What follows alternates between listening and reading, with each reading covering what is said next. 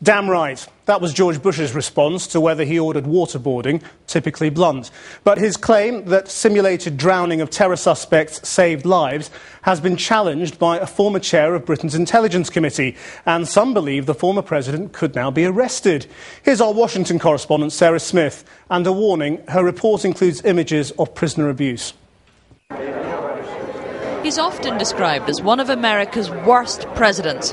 But George W. Bush still has some fans who want his book and his autograph. NBC News exclusive. To promote sales, he spoke to the American news presenter Matt Lauer and was not shy about defending some of his most controversial decisions.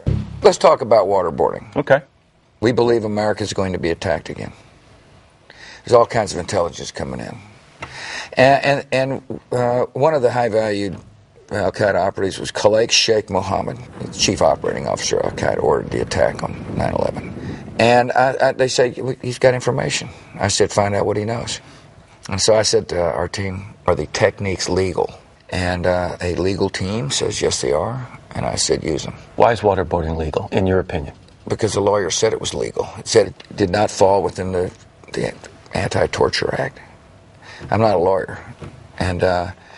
But you got to trust the judgment of people around you, and I do. Bush has since been accused of seeking the advice he wanted from lawyers he employed. I will tell you this, using those techniques saved lives. My job was to protect America, and I did. This government does not torture people. You know, we stick to U.S. law and our international obligations.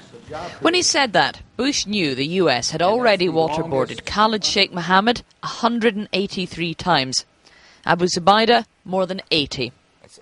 The British government believes waterboarding is torture, and lawyers who share that view say Bush could now be prosecuted under international law.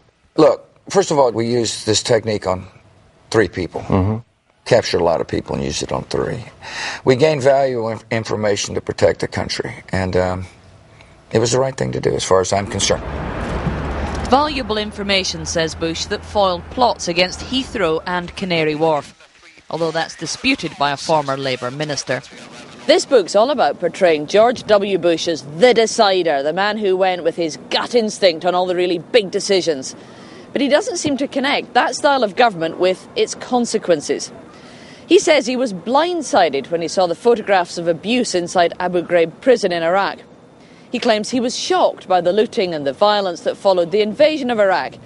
And he says he was shocked again when they failed to find any weapons of mass destruction there. Was there ever any consideration of apologizing to the American people? I mean, apologizing would basically say the decision was a wrong decision. And I don't believe it was a wrong decision. I will say, definitely, the world is better off without Saddam Hussein in power, as are 25 million people who now have a chance to live in freedom.